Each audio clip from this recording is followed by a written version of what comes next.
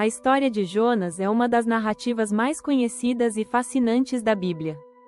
Quando pensamos nela, imediatamente vem à mente a imagem de um homem sendo engolido por um grande peixe. Mas o que realmente aconteceu durante aqueles 3 dias e 3 noites no ventre daquela criatura marinha? Esta é uma jornada de fuga, arrependimento e transformação que continua a inspirar pessoas ao redor do mundo. Para entendermos completamente o que Jonas vivenciou dentro do grande peixe, precisamos primeiro conhecer o contexto de sua história e o que o levou àquela situação extraordinária. Quem era Jonas? Jonas era um profeta hebreu, filho de Amitai, que vivia no reino do norte de Israel durante o século 8 a.C. Ele não era um homem qualquer, mas alguém escolhido por Deus para transmitir mensagens importantes ao povo. Os profetas eram figuras respeitadas e temidas, pois falavam em nome do Todo-Poderoso. Antes do evento do grande peixe, Jonas já havia profetizado para o rei Jeroboão II, conforme registrado em 2 Reis capítulo 14. Ele era conhecido em sua terra e tinha experiência como porta-voz divino. Isso torna ainda mais surpreendente sua tentativa de fugir quando Deus lhe deu uma missão específica. O chamado que Jonas rejeitou. Um dia, Deus falou com Jonas e lhe deu uma ordem clara: levanta-te, vai à grande cidade de Nínive e proclama contra ela, porque a sua malícia subiu até mim. Nínive era a capital do Império Assírio, uma das nações mais poderosas e temidas daquela época. Os assírios eram conhecidos por sua crueldade militar e por serem inimigos de Israel. Para Jonas, esta ordem era problemática por várias razões. Primeiro, Nínive ficava a aproximadamente 800 quilômetros de distância, uma jornada longa e perigosa. Segundo, os ninivitas eram inimigos do povo de Jonas. Por que ele deveria alertá-los sobre o julgamento divino? Não seria melhor deixar que fossem destruídos? Além disso, Jonas conhecia a natureza de Deus. Ele sabia que Deus é misericordioso e compassivo, lento para se irar e cheio de amor. Jonas temia que, se os ninivitas se arrependessem, Deus os perdoaria, e isso era algo que ele não queria ver acontecer com os inimigos de seu povo. A fuga de Jonas. Então Jonas tomou uma decisão drástica: ele fugiria. Mas como fugir de Deus? Jonas desceu ao porto de Jope, uma cidade costeira importante, e encontrou um navio que ia para Tarsís. Tarsís era provavelmente localizada na Espanha moderna, no extremo oposto do mundo conhecido naquela época. Se Deus queria que ele fosse para o leste, Jonas iria para o oeste, o mais longe possível. Jonas pagou a passagem e embarcou no navio. A Bíblia diz que ele desceu várias vezes nesta narrativa. Desceu a Jope, desceu ao navio, desceu ao porão. Esta repetição não é acidental. Ela simboliza a queda espiritual de Jonas, seu distanciamento progressivo de Deus e de seu propósito. Enquanto o navio navegava pelo mar Mediterrâneo, Jonas desceu ao porão da embarcação e adormeceu profundamente. Este sono pode ter sido resultado de exaustão física e emocional, mas também simboliza sua tentativa de escapar não apenas geograficamente, mas também espiritualmente da presença de Deus. A tempestade que mudou tudo. Deus, porém, não deixaria Jonas fugir tão facilmente. Ele enviou um vento forte sobre o mar, e uma tempestade violenta começou a ameaçar o navio. As ondas eram tão altas e poderosas que a embarcação parecia que se despedaçaria. Os marinheiros experientes, acostumados com as dificuldades do mar, ficaram aterrorizados. Cada marinheiro começou a clamar ao seu próprio Deus, na esperança de ser salvo. Eles também começaram a jogar a carga ao mar para tornar o navio mais leve e aumentar suas chances de sobrevivência. Enquanto isso, Jonas continuava dormindo profundamente no porão, alheio ao caos que acontecia ao seu redor. O capitão do navio desceu até Jonas e o acordou, dizendo: "Como podes estar dormindo? Levanta-te, invoca o teu Deus. Talvez ele tenha compaixão de nós e não pereçamos." Era irônico que um pagão estivesse instruindo um profeta de Deus a orar. Os marinheiros decidiram lançar sortes para descobrir quem era o responsável pela calamidade que havia caído sobre eles.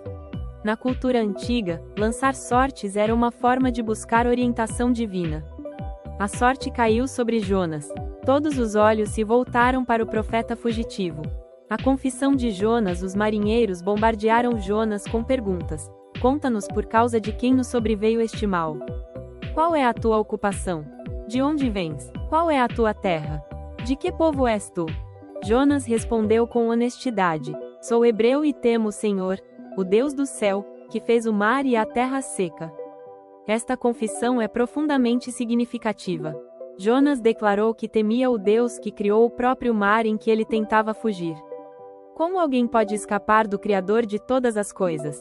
Os marinheiros ficaram ainda mais apavorados quando souberam que Jonas estava fugindo da presença do Senhor, pois ele já lhes havia contado isso. Eles perguntaram: Que faremos contigo, para que o mar se acalme?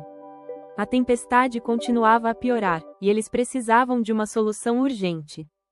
Jonas, reconhecendo sua responsabilidade, disse: Tomai-me e lançai-me ao mar, e o mar se aquietará. Porque eu sei que é por minha causa que vos sobreveio esta grande tempestade. Esta foi uma declaração corajosa. Jonas estava disposto a morrer para salvar os marinheiros inocentes. Os marinheiros, no entanto, eram homens bons. Eles não queriam matar Jonas e tentaram remar de volta à terra, mas não conseguiram porque o mar ficava cada vez mais revolto. Finalmente, eles clamaram ao Deus de Jonas, pedindo que não fossem responsabilizados pela morte do profeta. Então, com grande relutância, eles pegaram Jonas e o lançaram ao mar. Imediatamente, o mar se acalmou. Os marinheiros ficaram profundamente impressionados com o poder do Deus de Israel e ofereceram sacrifícios a ele, fazendo votos. Aqueles homens pagãos experimentaram uma conversão através da desobediência de Jonas.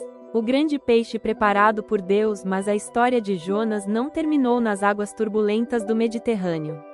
A Bíblia diz: Deparou o Senhor um grande peixe, para que tragasse a Jonas, e esteve Jonas 3 dias e 3 noites no ventre do peixe. É importante notar que o texto hebraico original usa a palavra Dag Gadol, que significa simplesmente grande peixe, não especificamente uma baleia. Deus preparou especialmente esta criatura marinha para salvar Jonas da morte. O que parecia ser um castigo era, na verdade, um resgate misericordioso. Imagine a cena: Jonas afundando nas profundezas do mar, a água salgada invadindo seus pulmões, a escuridão envolvendo-o, a certeza da morte se aproximando. Então, de repente, ele é engolido por uma enorme criatura marinha. A escuridão do oceano é substituída pela escuridão do ventre do peixe, mas Jonas está vivo.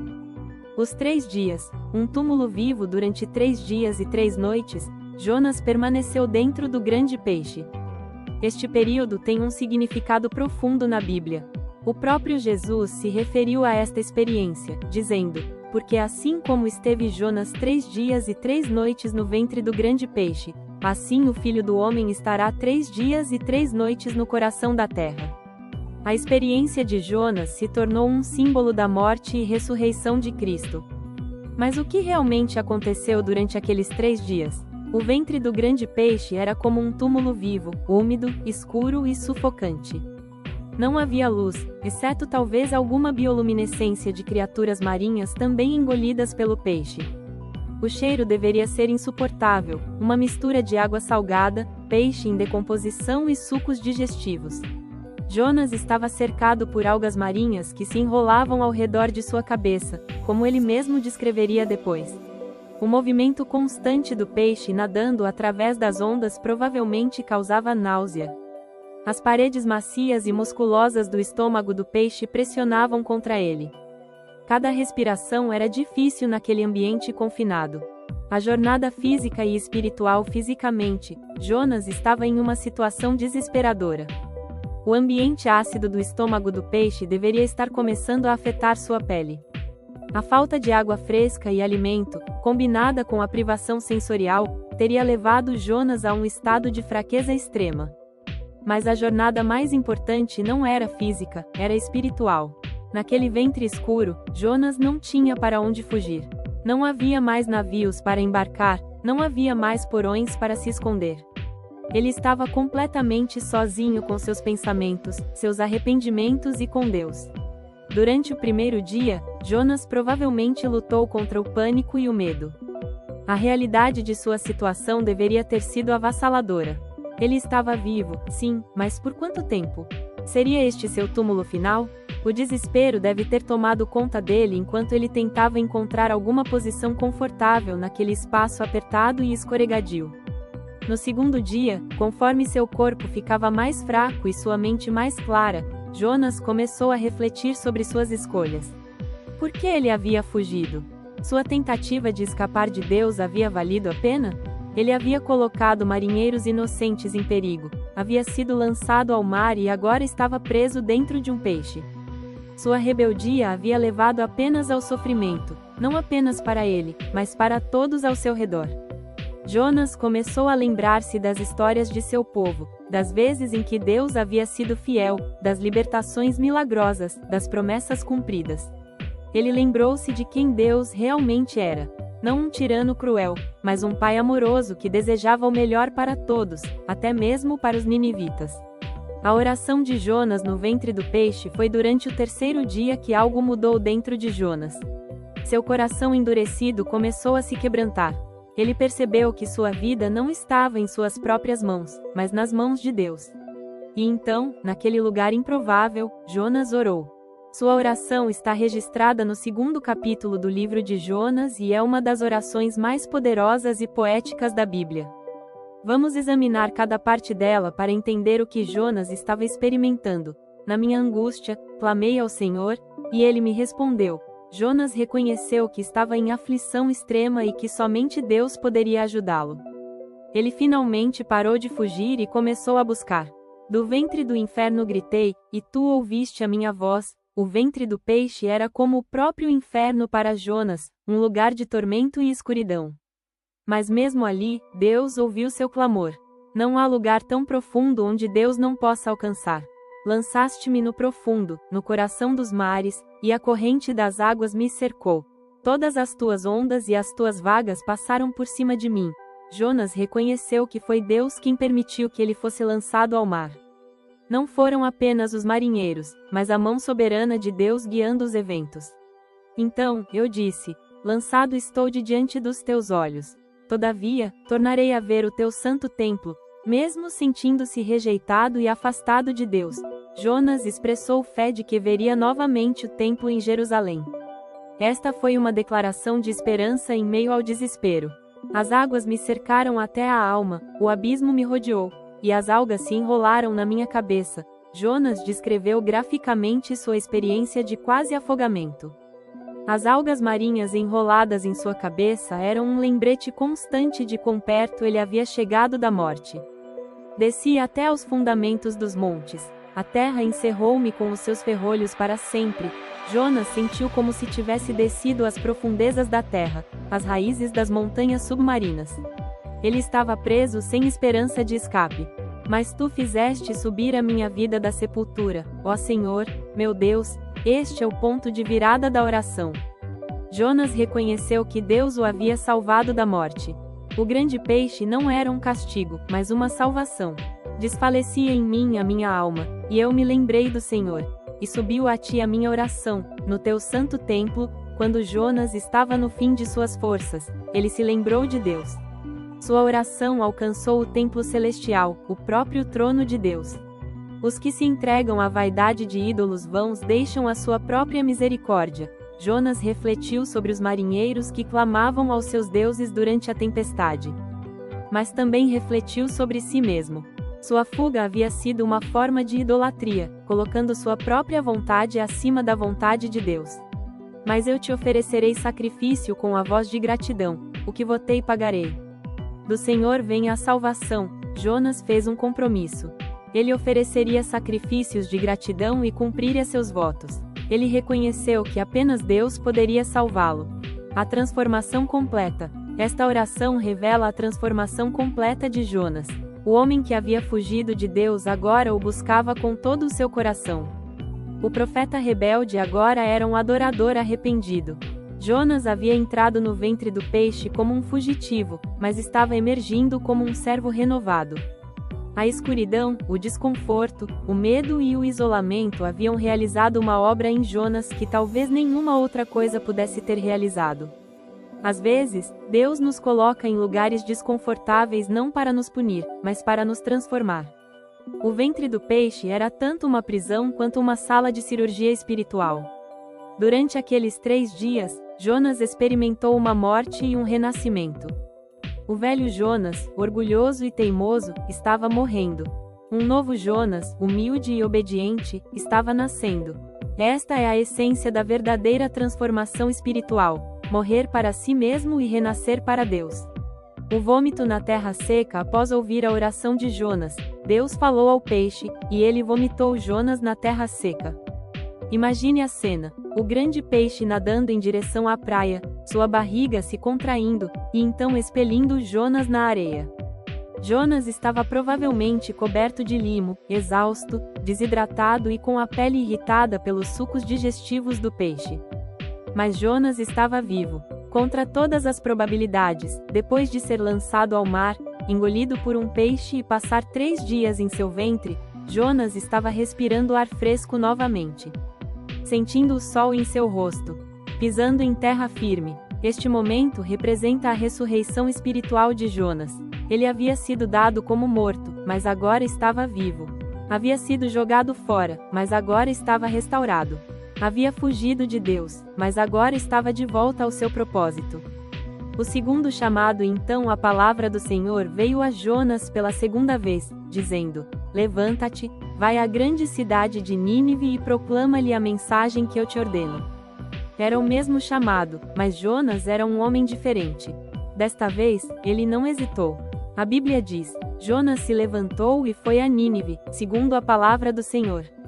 Jonas caminhou pelas ruas de Nínive, aquela grande cidade que levava 3 dias para atravessar, e proclamou: ainda 40 dias, e Nínive será destruída.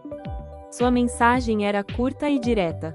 Não havia floreios, não havia explicações. Apenas um anúncio do julgamento iminente. E algo extraordinário aconteceu. Os ninivitas acreditaram em Deus. Desde o maior até o menor, eles proclamaram um jejum e vestiram-se de pano de saco como sinal de arrependimento. Até o rei de Nínive desceu de seu trono, tirou suas vestes reais, cobriu-se com pano de saco e sentou-se sobre cinzas. O rei emitiu um decreto: ninguém, nem mesmo os animais, deveria comer ou beber. Todos deveriam se cobrir com pano de saco e clamar fervorosamente a Deus. Cada pessoa deveria converter-se do seu mau caminho e da violência. Talvez Deus tivesse compaixão e mudasse de ideia, e eles não perecessem.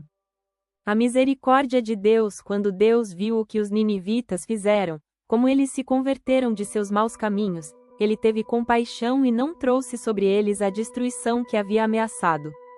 Esta foi uma demonstração poderosa da natureza de Deus. Ele não deseja destruir, mas salvar. Ele não se alegra no castigo, mas na misericórdia. Ironicamente, Jonas ficou descontente com a compaixão de Deus pelos ninivitas. Ele até expressou sua frustração a Deus, revelando por que havia fugido em primeiro lugar. Ah, Senhor! Não foi isso que eu disse, quando ainda estava na minha terra? Foi por isso que me antecipei, fugindo para Tarsis, pois sabia que és Deus clemente e misericordioso, tardio em irar-te e grande em benignidade, e que te arrependes do mal. Jonas conhecia a natureza de Deus, mas não a abraçava completamente. Ele queria misericórdia para si mesmo, mas julgamento para seus inimigos. Esta é uma lição poderosa sobre a graça de Deus. Ela se estende a todos, não apenas àqueles que achamos merecedores. Lições dos 3 dias. Então, o que realmente aconteceu dentro do grande peixe durante aqueles 3 dias? Em um nível físico, Jonas experimentou condições extremas que testaram seus limites. Mas em um nível espiritual, muito mais estava acontecendo. Primeiro dia, o confronto com a realidade. Jonas teve que enfrentar as consequências de suas escolhas. Não havia mais para onde correr, nenhum lugar para se esconder. Ele estava face a face com sua própria mortalidade e fragilidade. Segundo dia, a reflexão e o arrependimento. Conforme Jonas refletia sobre sua vida e suas escolhas, ele começou a ver sua rebeldia pelo que realmente era. Ele havia colocado sua vontade acima da vontade de Deus, e isso havia trazido apenas problemas. Terceiro dia, a rendição e a transformação. Jonas finalmente se rendeu completamente a Deus.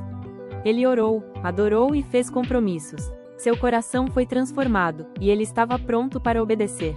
Significados mais profundos. A história dos 3 dias de Jonas no ventre do peixe tem camadas profundas de significado que continuam relevantes hoje. A soberania de Deus. Não importa o quão longe tentemos fugir, não podemos escapar de Deus. Ele é soberano sobre o mar, sobre os peixes, sobre as tempestades e sobre nossas vidas. Como o Salmo 139 pergunta: para onde poderia eu escapar do teu espírito? A misericórdia em meio ao julgamento. O grande peixe parecia ser um julgamento, mas era realmente uma misericórdia. Deus poderia ter deixado Jonas se afogar, mas em vez disso, ele providenciou um meio de salvação. Às vezes, o que parece um castigo é na verdade uma proteção. O poder da oração. Mesmo no lugar mais improvável e desesperador, Jonas orou, e Deus ouviu. Não há situação tão terrível em que Deus não possa nos alcançar. Não há profundidade tão grande onde nossas orações não possam subir. A transformação através do sofrimento. Jonas não teria se tornado o homem que Deus queria que ele fosse sem passar por aquela experiência difícil. O sofrimento, quando entregue a Deus, pode ser um catalisador poderoso para o crescimento espiritual.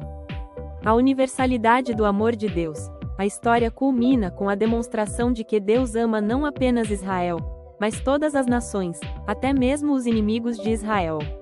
Sua misericórdia se estende a todos os que se arrependeram. Aplicações práticas para a nossa vida. A história de Jonas não é apenas uma narrativa antiga, ela fala diretamente às nossas vidas hoje. Todos nós, em algum momento, somos como Jonas, fugindo do chamado. Quantas vezes Deus nos chama para fazer algo, talvez servir em nossa comunidade, reconciliar um relacionamento, mudar de carreira, ou simplesmente ser mais obedientes em áreas específicas, e nós fugimos? Encontramos desculpas, racionalizamos nossa desobediência, ou simplesmente ignoramos o chamado. Nossos próprios, ventre de peixe. Todos nós passamos por momentos difíceis na vida. Perda de emprego, problemas de saúde, dificuldades financeiras, relacionamentos quebrados. Estes podem ser nossos 3 dias no ventre do peixe, momentos em que somos forçados a parar, refletir e confrontar verdades sobre nós mesmos e sobre Deus. A tentação de julgar. Como Jonas, muitas vezes queremos misericórdia para nós mesmos, mas julgamento para os outros. Queremos que Deus seja paciente conosco, mas impaciente com aqueles que nos machucaram ou com quem discordamos. A necessidade de transformação. A verdadeira mudança raramente acontece quando estamos confortáveis. É nas dificuldades, nos ventre de peixes da vida, que somos moldados e transformados. O ventre do peixe como lugar de esperança. Paradoxalmente, o ventre do peixe se torna um lugar de esperança na história de Jonas. Ali, na escuridão total, Jonas encontrou luz. No confinamento extremo, ele encontrou liberdade espiritual. No lugar que parecia ser um túmulo, ele encontrou nova vida. Isso nos ensina que nenhuma situação está além da redenção de Deus. Não importa quão escura seja a noite, quão profundo seja o buraco, quão desesperadora pareça a situação, Deus pode trazer vida, esperança e transformação. Para aqueles que estão passando por suas próprias experiências no ventre do peixe, seja uma depressão profunda, um vício persistente, uma crise de fé, ou qualquer outra situação difícil, a história de Jonas oferece esperança. Deus não nos abandona em nossos lugares mais escuros. Ele está ali, ouvindo, esperando que nos voltemos para Ele. A oração como ferramenta de transformação. A oração de Jonas no ventre do peixe nos ensina muito sobre como orar em tempos difíceis. Jonas não orou uma oração perfeita e formal. Ele derramou seu coração, expressou seus medos, reconheceu suas falhas e clamou por ajuda. Deus não espera que tenhamos as palavras certas ou que oremos de uma maneira específica. Ele quer que sejamos honestos e autênticos. A oração de Jonas era crua, real e cheia de emoção. E Deus a ouviu. Quando estamos em nossas situações mais difíceis, podemos seguir o exemplo de Jonas, ser honestos sobre onde estamos, lembrar-nos de quem Deus é, expressar gratidão mesmo em meio ao sofrimento, e fazer compromissos de obediência renovada. A segunda chance. Uma das mensagens mais poderosas da história de Jonas é que Deus dá segundas chances. Depois de tudo que Jonas havia feito, a desobediência, a fuga, o colocar outros em perigo, Deus veio a ele uma segunda vez com o mesmo chamado. Isto nos dá grande esperança. Não importa quantas vezes falhamos, não importa quão longe nos afastamos, Deus está sempre pronto para nos receber de volta e nos dar outra oportunidade. Seu amor não é baseado em nosso desempenho, mas em seu caráter imutável. Jonas não teve que ganhar de volta a confiança de Deus ou passar por um período de provação. Ele simplesmente se arrependeu, e Deus o restaurou ao seu propósito. Esta é a natureza da graça divina. O impacto além de Jonas é fascinante notar que a desobediência de Jonas eventualmente levou à conversão dos marinheiros pagãos. Eles viram o poder de Deus e o temerão. Às vezes, Deus usa até nossos erros e rebeliões para trazer outros a Ele.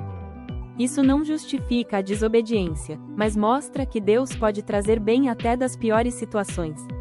Da mesma forma, a pregação de Jonas resultou no arrependimento de uma cidade inteira. Nínive era conhecida por sua violência e maldade, mas quando confrontada com a mensagem de Deus, toda a população se arrependeu. Isso demonstra que ninguém está além do alcance da graça de Deus. Conclusão: a jornada continua. Os 3 dias de Jonas no ventre do grande peixe representam uma jornada que todos devemos fazer em algum momento. Uma jornada das trevas para a luz, da rebelião para a obediência, do desespero para a esperança, da morte para a vida. Jonas entrou no peixe como um fugitivo rebelde e saiu como um profeta renovado. Ele experimentou a morte e a ressurreição de uma forma muito real. E sua história continua a ecoar através dos séculos, lembrando-nos de várias verdades importantes. Não podemos fugir de Deus. Ele é onipresente e onisciente. Onde quer que vamos, Ele está lá. Deus é misericordioso. Mesmo quando merecemos julgamento, Ele oferece graça. Mesmo quando fugimos, Ele nos busca. A transformação é possível. Não importa quão teimosos ou rebeldes sejamos, Deus pode mudar nossos corações. Nossas dificuldades têm propósito. O que parece ser um castigo pode ser o meio de Deus nos preparar para algo maior. Deus ama a todos. Sua misericórdia se estende não apenas aos que achamos merecedores, mas a todos os que se arrependeram. A história de Jonas é, em última análise, uma história sobre o caráter de Deus. É sobre um Deus que busca incansavelmente seus filhos perdidos, que oferece segundas chances, que usa até nossas rebeliões para seus propósitos maiores, e que ama além de nossas limitadas compreensões de amor. Quando Jonas olhou para trás em sua experiência no ventre do peixe, ele não viu apenas 3 dias de horror e sofrimento. Ele viu 3 dias de transformação divina. Ele viu a mão de Deus trabalhando de maneiras que ele nunca poderia ter imaginado.